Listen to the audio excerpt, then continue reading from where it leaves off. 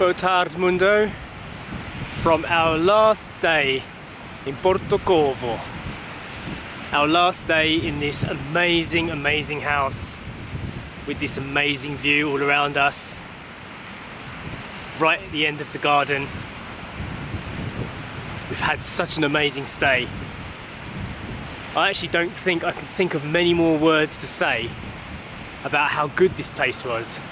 That should be a message in itself. When words can't describe how you're feeling properly, then you know it's out of this world. Just standing down at the end of this garden here, looking out at the sea, looking out at the life all around us, seeing other people doing the same thing, also looking out at the sea, having their own little moments of reflection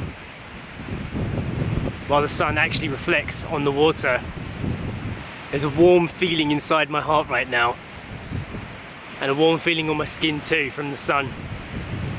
It's a good combination, probably one of the best. This morning we went out for lunch.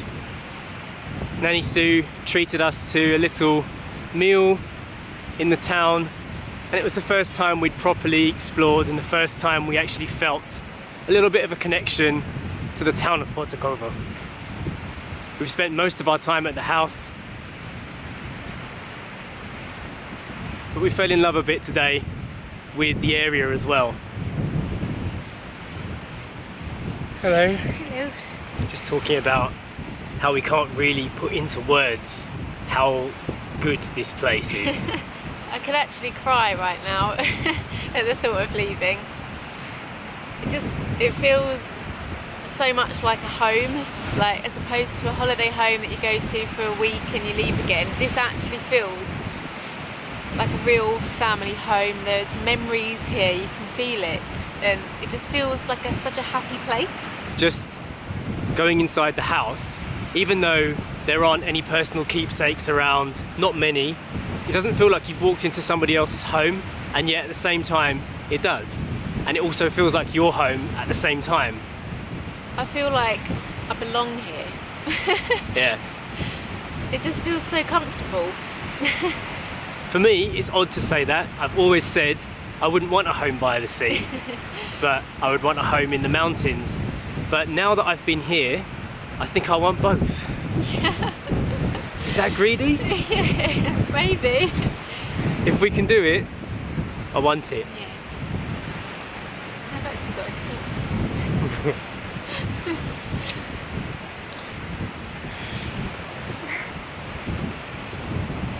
We've been talking about happiness since the beginning of this video, but there is actually a sense of sadness as well. And the reason for that is I actually wanted to bring my dad here before he died. I showed him photographs of the place, and in the hospital, maybe 2 days before he died, he said to me, "We have to go there. We have to go there." And I was like, "We will, we'll go, don't worry, we'll go there." He always wanted to own a house by the sea. He was an architect, some of you know that.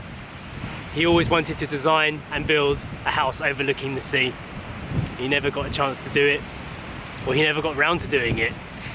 He would have absolutely loved it here. He would have loved it. And sitting in the chairs here, overlooking the view, walking around on this grass, I've been thinking about him the whole time. And I've been imagining what he would be saying. You can almost see him walking down the garden. Yeah. Is that weird? No, it's not. No, I can visualize him being here. I think it's because it's so recent, and I haven't fully grieved, I haven't fully felt the impact of his loss yet, that I can still see that. And it could so possibly have been a reality had he lived a few more months. That's why it feels so real. So there is a little bit of sadness, and also the idea that we have to go. The whole time I've been here, even the very first moment I walked in the quiet house, just looking out the window at the view, I was thinking, soon I'm gonna have to go. And that made me feel sad.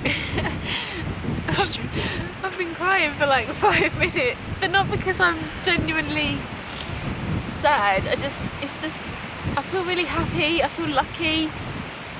I mean, I feel really good that we've had this opportunity to come here. But like Jay just said, I do feel really sad that we have to go. It's just such a lovely place in general. It's just, I felt really inspired being here.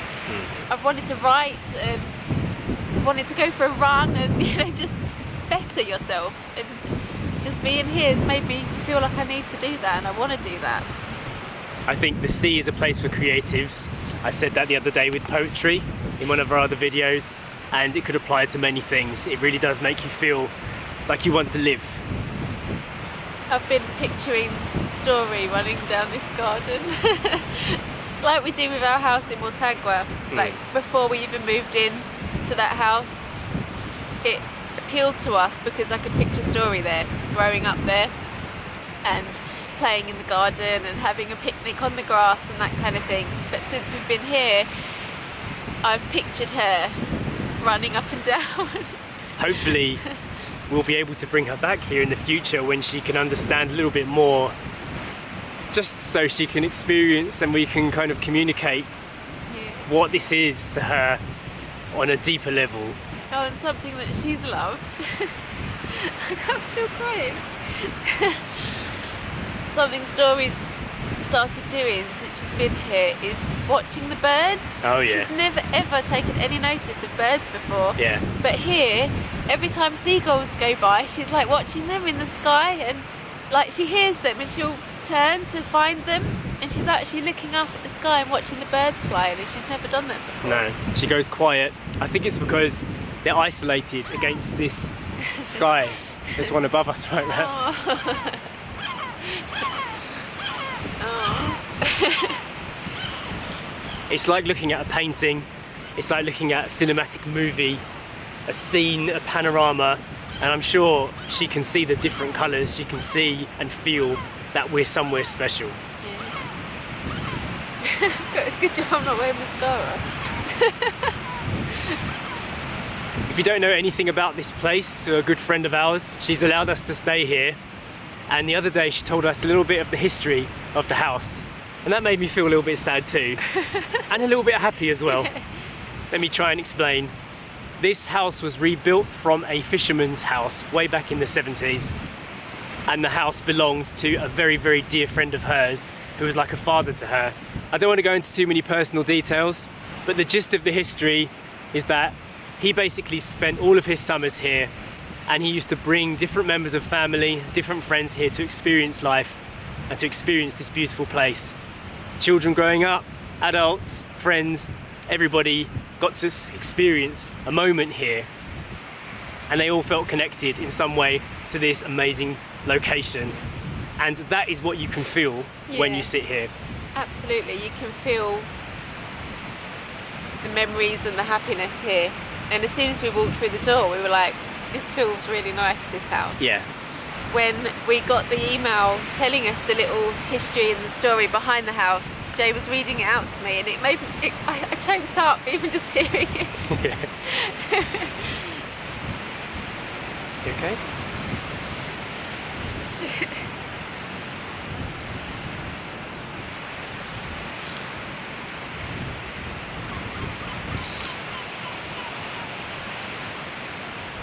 Story's asleep in bed now.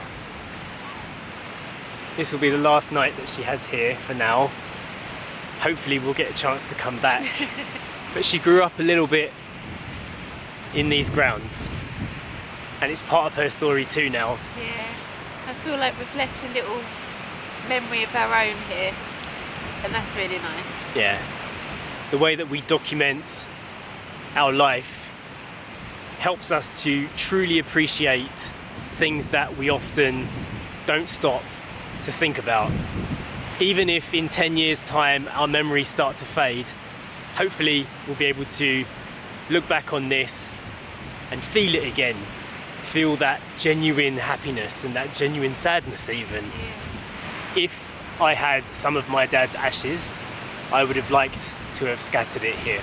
This is where I would have chosen, because it has a connection to a journey that didn't happen So I would have done that here. Because I don't, I feel like I could do something symbolic instead. So we were just talking, and we feel like, not just for my dad, but for everybody that we would love to share this with, we're going to find a little stone for them each, and then we're going to put them in the sea. Yeah, just all of our family that would have loved to have been here with us, and we would have loved to have had them here to share this with us. They've all been in our thoughts this whole time, so we'll go and find them a pebble. Yeah, we'll do that now.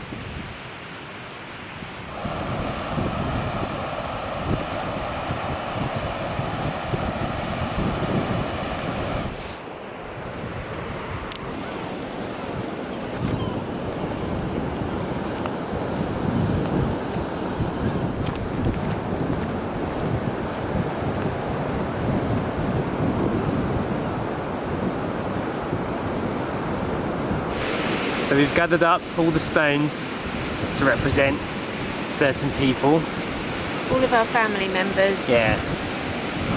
And this is where we've chosen to do it. Right here on this dramatic looking coastline.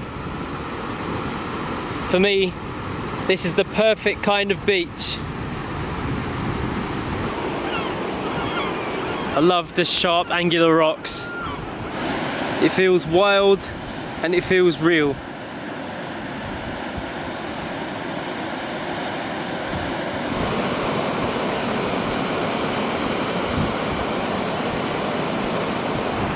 So every stone in Sasha's hand right now represents the family.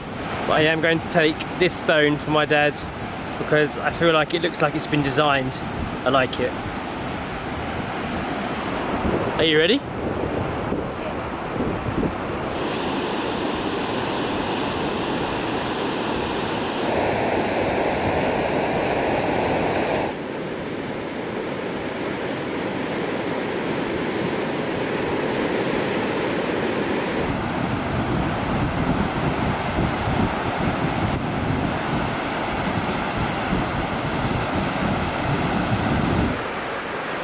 So I feel like each and every one of those people got to experience the raw and wild beauty of this location in that special way.